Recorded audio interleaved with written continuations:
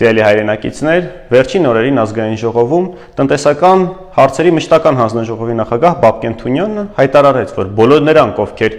կասկած են ունեցել, որ Հայաստանի Հանրապետությունում կարող է խախտվել բանկային գաղտնիքը, բութ են կամ սրիկա։ Չեմ ուզում անդրադառնալ, երեք հնչեց այդ կարծիքը, վարչապետը երեք ասեց կոմունալ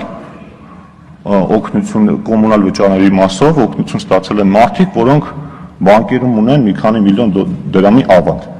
Նայում եմ Facebook-ներում, սոցիալական ցանցերում մի բայնասուն է, որ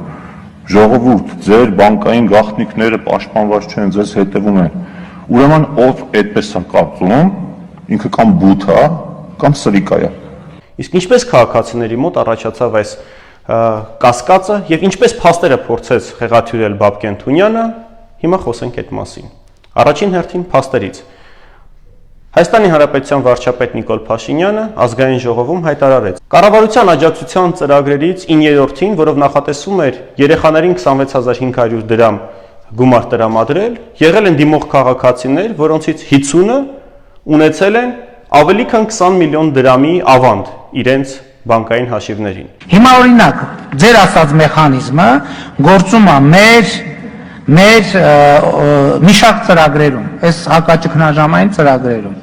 9-րդ ծրագիրը, օրինակ, մեր այդպիսին է, որ մարդը մտնում է հայտարարագրում, ասում է ես 2 կամ 3 երեխա ունեմ եւ կարիքավոր եմ։ Ամեն երեխայի համար ինքը կառավարությունից ստանում է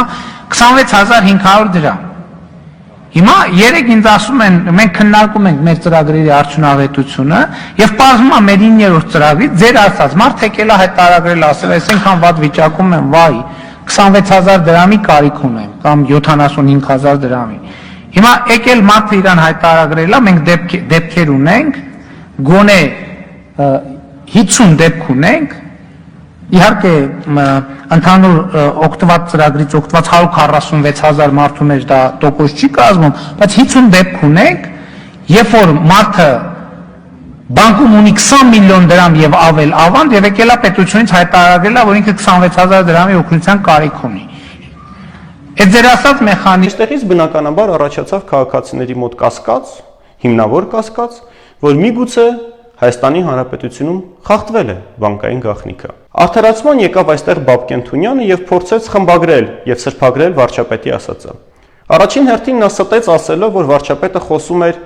կոմունալների փոխհատուցման մասին, որին ոչ թե դիմում է քաղաքացին, այլ ավտոմատ ինքնաշխատ համակարգով կառավարությունը գումարները փոխանցել որոշ պայմաններին բավարարող քաղաքացիներին։ Սա առաջին սուտը, որ ասեց Բաբկեն Թունյանը փորձելով արդարացնել վարչապետին։ Երկրորդը նա փորձեց այս ամենը կապել բարձրաստիճան պաշտոնյաների հետ, քանի որ բարձրաստիճան պաշտոնյաները հայտարարագրում են իրենց ունեցվածքը եւ դա հրապարակային է լինում, նա փորձեց հիմնավորել, որ վարչապետը խոսում էր բարձրաստիճան պաշտոնյաների մասին, ում ավանդները արդեն իսկ հայտարարագրված են։ Այստեղ նույնպես ստում է պարոն Թունյանը, որովհետև առաջին հերթին, եթե վարչապետը խոսեր բարձրաստիճան պաշտոնյաների մասին, նա հենց այդպես էլ կասեր, ու քանի որ 9-րդ համակարգը այնպիսի համակարգ է, որ քաղաքացին ինքը պետք է մտնի եւ մուտքագրի իր տվյալները, հետեւաբար ես կարծում եմ որևէ կերպ բարձրաստիճան պաշտոնյաները, ովքեր դիմել էին գումար ստանալը պետությունից, օգտվելով այս ճգնաժամային իրավիճակից, անպայման կհրապարակվեր նրանց տվյալները եւ անազգանունը։ Բայց եթե նույնիսկ լինեին այդպիսիք, ապա անհնար էր ուղղակի հայտարարագրերից իմանալ նրանց ավանդների մասին, որովհետեւ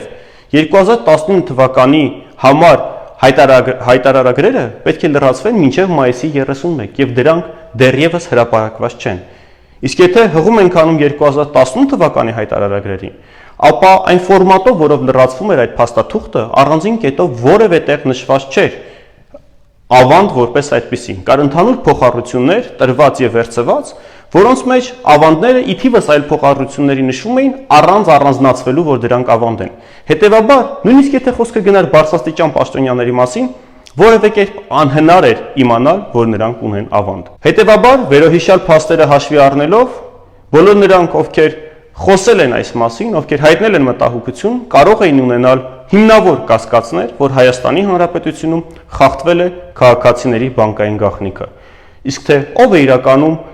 մանիպուլացրել քաղաքացիներին, ով չի տիրապետում իրականությանը եւ փորձել է ստով սրբագրել վարչապետի թույլ տված վրիպակը կամ սխալը,